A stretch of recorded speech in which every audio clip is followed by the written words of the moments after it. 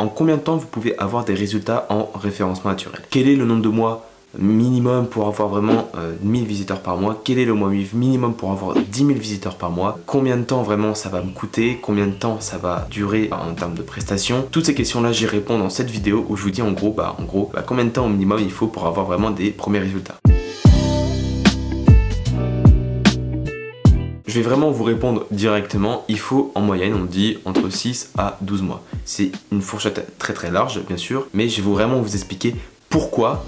En fait c'est compliqué en fait de déterminer vraiment une fourchette établie pour pouvoir savoir en combien de temps on va pouvoir avoir les premiers visiteurs sur notre site. Alors si vraiment vous êtes un expert SEO, que vous suivez toutes les superbes stratégies par exemple que je vous propose, ou du moins vous êtes très régulier, vous proposez vraiment du contenu de qualité, honnêtement si vous faites ça sur une période de 6 mois, je vous assure que votre site il va vraiment vite décoller. Mais attention, il y a plusieurs paramètres à prendre en compte. Car oui, si vous commencez à travailler très régulièrement pendant 6 mois, mais qu'après vous publiez plus rien pendant 1 an, votre site ne va jamais décoller. Dites-vous bien qu'aujourd'hui, Google ne connaît pas votre site. S'il ne le connaît pas, il ne va pas forcément vous mettre en avant. Parce que lui, ce qu'il veut, c'est la meilleure réponse à chaque fois pour chaque utilisateur. Donc forcément, s'il voit que votre site est actif pendant 6 mois et après pendant 1 an, il n'y a plus rien, honnêtement, vous n'allez jamais ressortir. Et c'est normal. Le SEO, c'est un travail vraiment long-termiste. Vous devez vraiment vous dire que c'est pas juste de la pub ou juste comme toute autre plateforme. C'est vraiment un travail qui demande des mois et surtout de la régularité. C'est vraiment de la persévérance qui paye. Parce que plus vous allez produire en continu sur une période longue, en travaillant tous les aspects du SEO en globalité, vous allez donner de bons signaux à Google et aux autres moteurs de recherche pour pouvoir vous mettre en avant. Et bien entendu, j'ai envie de vous démystifier un mythe. Si vous continuez à faire ou si vous voulez commencer à faire des techniques dites Black Hat SEO, qui sont contraires aux guidelines générales de Google, honnêtement, vous allez avoir de bons résultats sur le début. Mais par contre, si vous visez vraiment un business sur le long terme, que ce soit une boutique e-commerce ou du moins une entreprise viable qui va pouvoir vous apporter des prospects tout au long, par exemple, voilà, sur les 5 prochaines années, c'est pas du tout la bonne stratégie à suivre et je vous invite vraiment à vous orienter vers une stratégie qu'on appelle White Hat SEO. Je vais donc vous présenter 7 facteurs de positionnement qui vont influencer le temps qu'il va falloir au minimum pour pouvoir positionner votre site. Je vais juste me présenter rapidement pour ceux qui ne me connaissent pas. Moi je suis Victor Collade, je suis consultant SEO à temps plein et je partage mes conseils sur le référencement naturel, sur le marketing digital, également sur la data pour pouvoir vraiment vous aider à exploser vos records en termes de trafic web et pour donc améliorer le chiffre d'affaires de votre entreprise. Le premier facteur, c'est l'autorité d'un site. C'est l'élément, donc le EAT, donc l'expertise, l'autorité et le trust. Donc en fait, c'est l'expertise, l'autorité et la confiance que Google peut accorder à votre site. C'est pas un filtre algorithmique, mais en fait, c'est juste comment Google perçoit votre site. Et forcément, comme j'ai dit plus haut, Google met en avant les sites dont il a confiance. Si vous êtes expert de domaine, vous allez être cité ailleurs, en fait Google va beaucoup plus vous mettre en avant parce que vous êtes cité ailleurs comme étant une référence dans votre thématique. L'EAT, ou du moins le domaine authority, c'est quelque chose qui est hyper important. Quand vous démarrez donc de zéro, vous avez un site qui démarre, vous avez rien, vous démarrez à zéro. Et je peux vous dire que pour arriver par exemple à 10 ou même à 20, ça demande vraiment un travail très régulier et très soutenu. Pour vous donner vraiment une ordre d'idée, un site qui est quand même considéré comme d'autorité, c'est quand vous commencez à être entre 30 et 40. Au-delà, ça commence à être vraiment pas mal et à partir de 70-80, vous êtes des sites en fait qui ont, c'est vraiment des sites qui ont beaucoup de budget ou du moins qui sont très reconnus sur le marché mondial. Donc là directement, comme Facebook par exemple, ils ont un domaine authority à 99 ou Amazon c'est pareil.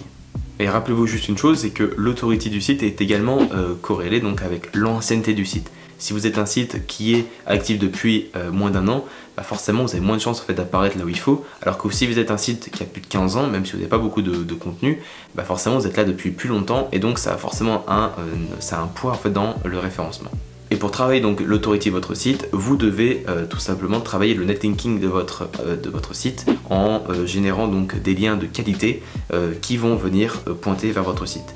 Et comment on fait pour justement faire ça? On en parle juste après pour pouvoir justement attirer ces liens. Le deuxième facteur, c'est tout simplement donc de construire des liens. Donc c'est directement lié avec l'autorité du site, mais tout simplement en construisant des liens, vous allez vous connecter aux acteurs de votre thématique et vous imposer donc en même temps une référence dans votre secteur. Donc tout simplement en vous raccordant dans la toile d'araignée par rapport à votre thématique, vous allez montrer à Google que vous parlez du même sujet que eux, que vous proposez des liens vers vos concurrents ou on va dire des personnes qui travaillent dans la même thématique que vous.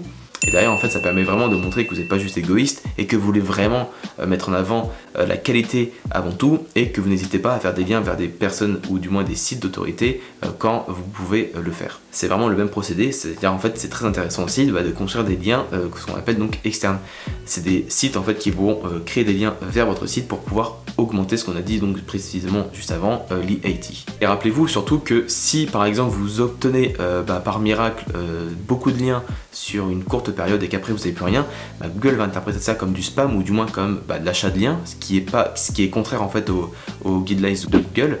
Et donc de la même manière, vous allez perdre des points et vous faire déclasser. Là, ce qu'il faut faire, c'est encore une fois, c'est la régularité. C'est construire des liens en fait au fur et à mesure. Donc par exemple, vous pouvez vous mettre en lien avec des personnes de votre thématique au début pour pouvoir proposer de 1 vos contenus, ou du moins vous également vous pouvez vous inscrire sur des sites, des annuaires où vous allez pouvoir en fait proposer votre site en fait dans les thématiques qui vous concernent. Vous pouvez également construire du lien avec des réseaux sociaux, partager vos contenus, etc. Tout ça, ça permet vraiment d'augmenter au fur et à mesure votre impact. Le troisième facteur pour pouvoir vraiment avoir des résultats sur le moteur de recherche et donc en référencement naturel, c'est d'éviter d'avoir des erreurs, des problèmes de sécurité et tout ce qui comporte en fait l'aspect technique du site. Donc si vous avez des pénalités, un site qui est très lent, où vous avez des erreurs, des 404, des redirections dans tous les sens, il n'y a pas vraiment de logique, c'est très compliqué déjà d'émerger. Parce qu'en fait déjà si vous mettez pas une priorisation par rapport au contenu que vous proposez, Google va rien comprendre et les autres moteurs non plus. Et donc en fait de cette manière, vous n'allez pas forcément vous mettre en avant vous-même. Et là on fait directement référence à un élément qui est très important, c'est le crawl budget. Donc en gros c'est le budget crawl en fait qu'accorde Google à votre site pour pouvoir explorer votre site.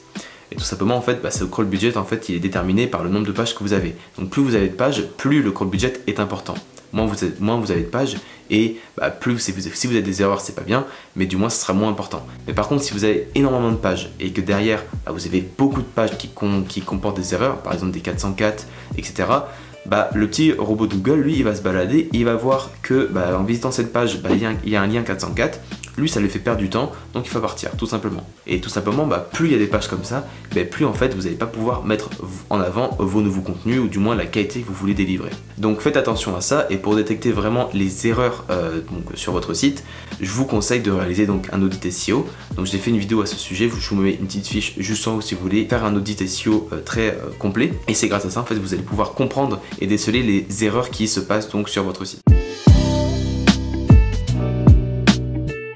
Le quatrième facteur vraiment qui va influencer donc le temps pour émerger sur internet, c'est l'architecture et la conception du site en général. Si vous avez vraiment un site qui est construit n'importe comment, avec on va dire des liens dans tous les sens, avec par exemple un menu qui n'est pas du tout cohérent et qui propose des redirections dans tous les sens vers des pages qui n'ont pas forcément d'intérêt, ça va être très compliqué. Alors que si à l'inverse vous avez un site qui est construit donc par exemple sur un principe donc de siloing ou alors de cocon sémantique, etc.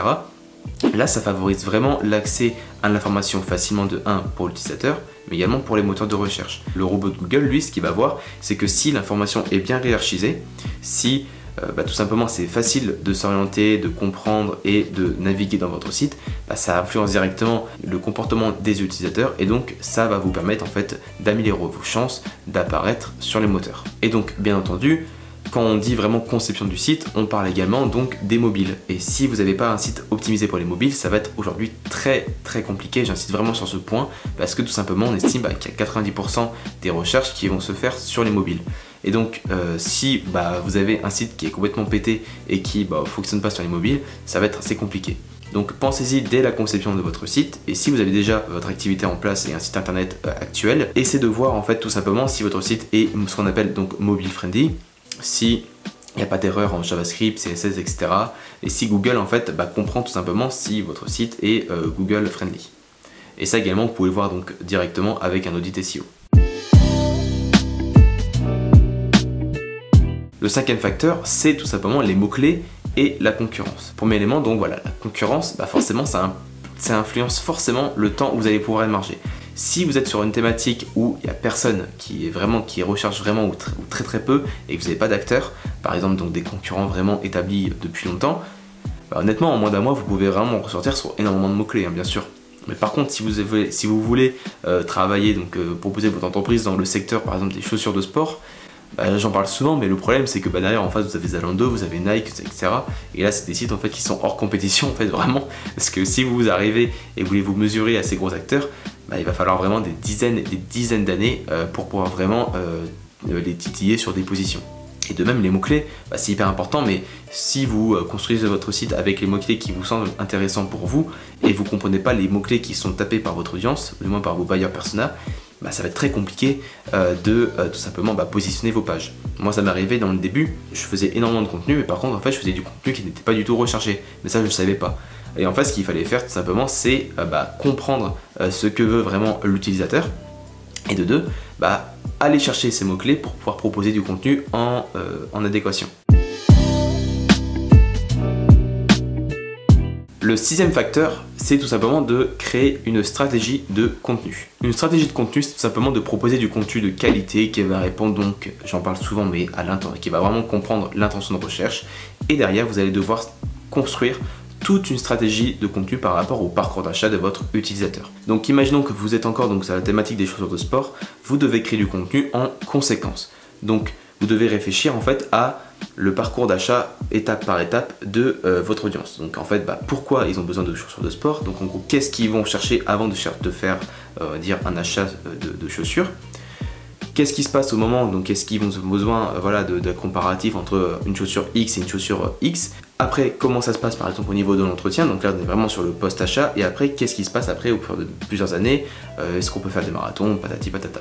Vous avez vraiment plusieurs éléments à travailler, et c'est ce qu'on appelle tout simplement le parcours utilisateur, ou du moins le parcours d'achat. Le septième élément, c'est tout simplement le référencement on-page et le référencement off-page. Le référencement on-page, c'est tous les éléments qui impliquent le travail sur votre page, donc sur votre site internet, et le référencement off-page, donc c'est hors de votre site, c'est tout le travail en SEO qui vont être hors de votre site. Voilà, c'est tous les éléments en fait qui sont la balise title, la balise métadescription, les balises heading, les attributs ALT, etc.